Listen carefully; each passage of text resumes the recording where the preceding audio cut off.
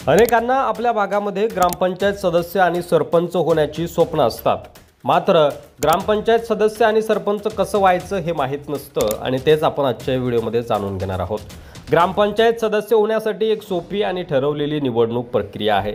ग्रामपंचायत सदस्य हे गावच्या स्थानिक स्वराज्य संस्थेतील सदस्य असतात, जे गावच्या विकासासाठी निर्णय घेतात आणि विविध योजनांच्या अंमलबजावणीसाठी जबाबदार असतात।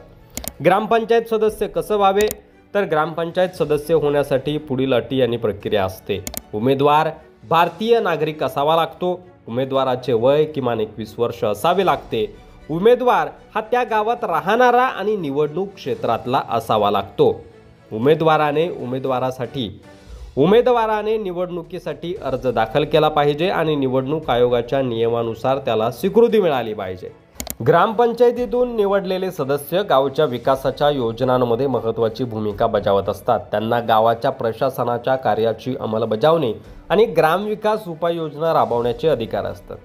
आता ग्रामपंचायत सदस्यांसाठी मतदान कोण करतं तर ग्रामपंचायत सदस्यांच्या निवडीसाठी गावातील सर्व मतदार मतदान करतात। यासाठी मतदार यादीमध्ये असलेल्या प्रत्येक पात्र नागरिकाला मतदानाचा अधिकार असतो।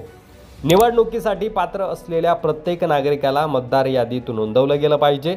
मतदान गुप्त मतदान पद्धतीनं होतं आणि मतदार चांगल्या उमेदवारांना निवडून देतात, ज्यांच्यावर त्यांना विश्वास असतो आणि जे गावच्या विकासासाठी काम करू शकतात अशा सदस्यांना गावकरी मतदान करतात। आता ग्रामपंचायत सदस्यांचे प्रमुख कोण असतात तर ग्रामपंचायतीमध्ये प्रमुख म्हणजे सर्वोच्च पद असलेला व्यक्ती म्हणजेच सरपंच।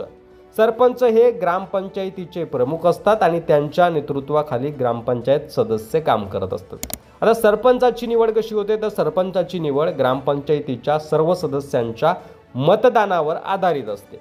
सरपंचाची भूमिका काय? सरपंच ग्रामपंचायतीच्या बैठकीचे अध्यक्ष असतो, ग्रामपंचायतीचे सर्व निर्णय घेतो आणि गावाच्या विकासासाठी मार्गदर्शन करतो।